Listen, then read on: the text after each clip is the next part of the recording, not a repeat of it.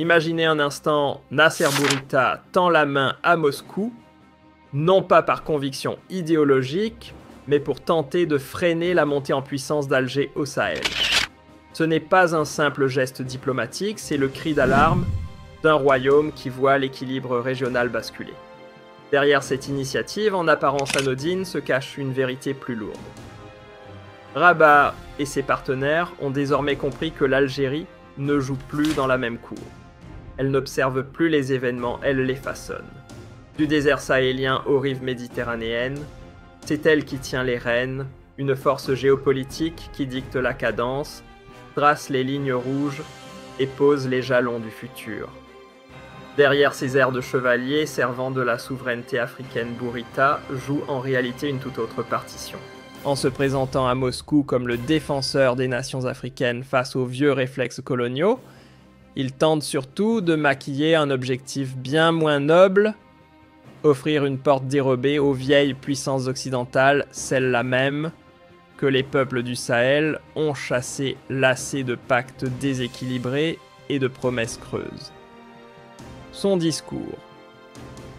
Un rideau de fumée soigneusement tissé pour relancer l'agenda parisien et atlantiste dans une région qui, après tant de désillusions, aspire à des alliances basées sur la dignité et l'égalité, pas sur le contrôle déguisé.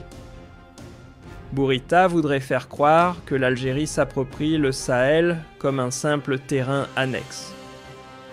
Mais en réalité, celle qu'il pointe du doigt est l'unique puissance du Maghreb à rejeter toute idée de domination ou de paternalisme. Là où d'autres imposent, elle propose. Là où certains cherchent à contrôler, elle tend la main.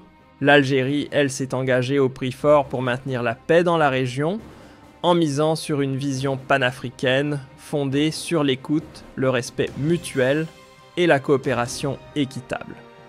Aucun agenda caché, aucune pression, juste une volonté affirmée de construire un avenir commun sans chaîne ni arrière-pensée.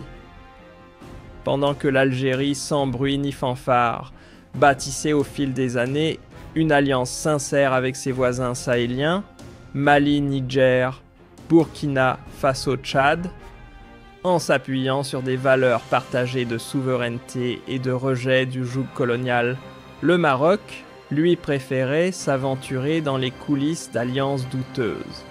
Rabat multipliait les accolades diplomatiques avec Paris, Tel Aviv et Abu Dhabi, dissimulant sous un vernis religieux des ambitions bien plus troubles. Une stratégie habile, certes, mais qui flirte dangereusement avec la ligne rouge de la stabilité du continent africain. Au moment où Bamako tournait définitivement le dos à Paris, c'est Alger qui a pris la parole haut et clair pour défendre la liberté de choix du Mali et s'opposer frontalement à toute nouvelle ingérence extérieure.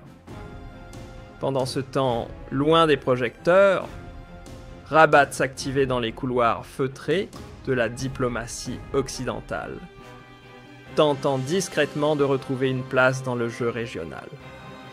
Sous prétexte de combattre le terrorisme, le Maroc cherchait surtout à réintroduire par la petite porte les influences que les peuples avaient clairement rejetées. Sur le continent, on n'est plus dupe. L'Afrique distingue sans peine ceux qui se battent vraiment contre le fléau terroriste de ceux qui en font un outil stratégique pour grappiller de l'influence. L'Algérie, elle n'a pas besoin de discours enflammés, elle a affronté l'horreur dans sa chair dans les années 90, et cette épreuve a forgé une expertise rare en matière de sécurité et de défense. Aujourd'hui, elle est devenue un pilier de stabilité que nul ne peut ignorer. En face, le Maroc jongle entre les postures, il dénonce Alger devant les caméras, mais courtise discrètement les chancelleries occidentales dans l'ombre. Deux langues, deux visages. Lorsque Bourita s'essaie à vanter le respect des peuples africains, difficile de ne pas sourire face à tant d'ironie, car s'il y a bien une nation qui incarne réellement ce principe, c'est l'Algérie. Elle ne s'est jamais arrogé le droit de dicter sa vision à ses voisins. Au contraire, elle a toujours accompagné les dynamiques démocratiques du continent avec humilité et constance. Et sur la scène internationale, notamment à l'ONU-Alger, plaide sans relâche pour un nouvel ordre mondial plus juste où la voix de l'Afrique ne serait plus étouffée mais entendue, enfin. Pour Alger, le Sahel n'est pas un terrain à dominer mais un rempart vital à préserver, ce vaste espace. Elle ne le voit pas comme un échiquier d'influence mais comme une ligne de front essentielle à la stabilité partagée. Car l'Algérie le sait, chaque soubresaut dans cette région résonne directement jusqu'à ses propres frontières. C'est pourquoi elle a conçu une stratégie globale pensée sur le long terme, mêlant diplomatie anticipative, partage de renseignements, soutien aux forces de sécurité maliennes et nigériennes et accompagnement actif de projets de développement dans les zones sensibles. Une architecture de paix patiemment construite.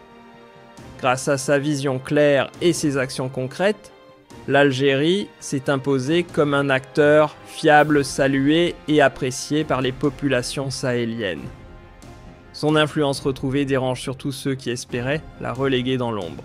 De l'autre côté, Rabat a fait un tout autre choix.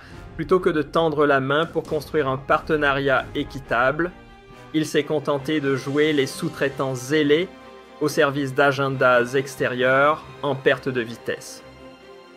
Quant aux critiques de Bourita sur le jardin arrière, elles sentent davantage l'amertume d'une vieille rivalité que la lucidité géopolitique. À Rabat, on sait pertinemment qu'on ne rivalise pas avec une nation qui a forgé sa puissance sur du concret, une armée aguerrie, une économie affranchie des tutelles et une diplomatie affûtée farouchement indépendante. Pas besoin pour l'Algérie de clamer son respect des souverainetés, son passé parle pour elle. C'est dans ces rues que les figures des luttes africaines et arabes ont trouvé refuge de la Namibie à la Palestine en passant par le Sahara occidental. Fidèle à ses principes, Alger a toujours dit non aux blocs néocoloniaux et aux alliances opportunistes préférant le cap difficile mais digne de la non-alignement. La puissance de l'Algérie ne se mesure plus seulement à la taille de ses bataillons ou à la solidité de son économie. Ce qui fait sa véritable force aujourd'hui, c'est sa stature morale et politique. Forgée par une constance inébranlable, jamais elle n'a cédé un bout de sa souveraineté pour plaire aux puissances dominantes. Et pendant que Bourita tente naïvement de convaincre Moscou de se retourner contre Alger, il semble oublier que le Kremlin sait faire la différence entre une autorité bâtie sur le respect mutuel et une tentative maladroite téléguidée depuis les salons occidentaux. Ce n'est un secret pour personne, Moscou et Alger avancent main dans la main depuis longtemps unis par une alliance stratégique aussi robuste que discrète défense. Énergie, diplomatie, les trois piliers sont là. Et la Russie le sait, on peut compter sur l'Algérie. C'est un partenaire stable qui ne joue pas au jeu de dupes ni ne complote contre ses voisins pour grappiller du terrain. Quant aux tentatives d'isolement dont Alger est la cible, elles en disent bien plus long sur l'inquiétude que suscite son envol que sur une quelconque faute. Plus on essaie de la cerner, plus on admet à demi-mot qu'elle dérange, parce qu'elle s'impose. Libye, Mali, Niger, Burkina Faso. L'Algérie n'a pas attendu qu'on l'invite pour prendre les devants. Elle a repris la main dans les crises, renoué les fils du dialogue là où d'autres semaient la discorde et renforcé sa stature au sein de l'Union africaine. Aujourd'hui, sa voix compte, son influence est réelle et ça dérange. Alors face à cette montée en puissance que font ses détracteurs, ils brandissent les éternels clichés, ingérence, blocage, ambition cachée. Pourtant, au milieu du tumulte, une chose est sûre, Alger est l'une des rares capitales à honorer ses engagements régionaux sans jamais se vendre au gré des alliances de circonstances. Pendant que le Maroc s'enfonce dans une tempête faite de malaises sociaux, d'économies vacillantes et d'exodes massifs, le pouvoir en place tente désespérément de détourner les regards. Et quoi de plus pratique que de pointer du doigt l'Algérie comme bouc émissaire. Mais ce vieux stratagème ne prend plus. Les populations éveillées et lucides ne se laissent plus embobiner. Elles ont compris que loin d'être une menace, Alger représente justement ce rempart solide face au désordre ambiant, la digue tranquille contre la vague du chaos. Forgée sur une vision indépendante et enracinée dans des principes nationaux, l'armée algérienne s'est tissée au rang des forces les plus admirées du continent. Elle incarne une modernisation réfléchie au service exclusif de la souveraineté. Et pendant que Rabat s'agite en coulisses pour entraîner Moscou dans un bras de fer avec Alger, la réalité est implacable, ce genre de manœuvre n'aboutira nulle part. La solidité d'une armée et la clarté d'une doctrine valent plus que 1000 intrigues diplomatiques de circonstance.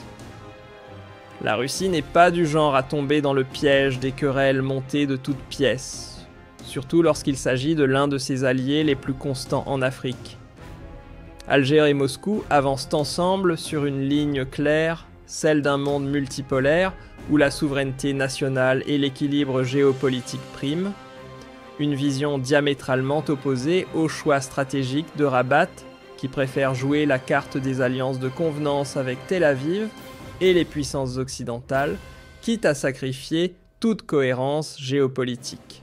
Bourita peut multiplier les discours en se drapant dans le costume du grand défenseur africain. Les faits, eux, racontent une autre histoire. Le Maroc n'a pas seulement flirté avec le sionisme, il a été le premier à lui dérouler le tapis rouge dans la région, mettant à mal toute prétention à une quelconque intégrité morale ou cohérence politique. De l'autre côté, l'Algérie trace sa route avec calme et confiance, une diplomatie dynamique, une économie affranchie des chaînes de la dette et un socle social robuste. Pas de posture, juste des actes. L'Algérie s'est hissée au rang de porte-voix incontestable du Sud global, en portant haut les principes de développement équitable et d'autodétermination des peuples. Un modèle d'État qui inspire le respect sans jamais renier sa souveraineté. Pour Alger, le Sahel n'est pas une zone à conquérir, mais un espace stratégique de solidarité active. Alors face aux attaques verbales, aux mises en scène médiatiques et aux jeux d'ombre géopolitiques, elle ne recule pas.